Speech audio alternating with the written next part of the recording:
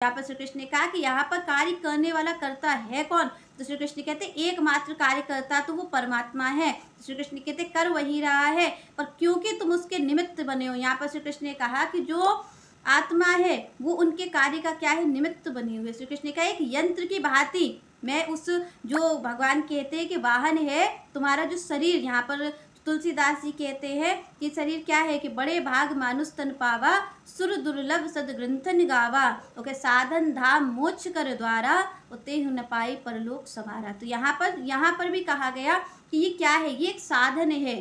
तो ये साधन किसका है? मोक्ष प्राप्ति के लिए। तो श्री कृष्ण कहते हैं कि ये एक साधन मात्र, ये जो शरीर तुम्हें मिला हुआ है, श्री कृष्ण कहते हैं एक ये यंत्र है। किस चीज के लिए? श्री कृष्ण कहते हैं इस यंत्र में सवार होकर के, आरूढ़ होकर के, श्री कृष्ण कहते हैं जीवात्मा से मैं ही उस कार्य को करवाता हूँ। क्योंकि यहाँ पर एकमात्र कार्यकर्ता कौन है? भगवान है। श्री कृष्ण कहते हो किसके अनुसार कार्य करवाता हूँ? जो कि उसका गुण होता है। यहाँ पर श्री कृष्ण कहते हैं प्रकृति ने उसके एक अलग जीव के लिए, और यहाँ पर श्री कृष्ण का पूर्व कर्मों के अनुसार जैसा उसका आचरण रहा है उसी के अनुसार उसको ये भौतिक देह प्राप्त होती है। श्री कृष्ण कहते हैं वैसे ही उसको भौतिक देह प्राप्त होती है। उसी गुण में वो निवास करता, उसी गुण को वो लिए रहता है, उसी गुण के अनुसार श्री कृष्ण कहते हैं वो कार्य करता है।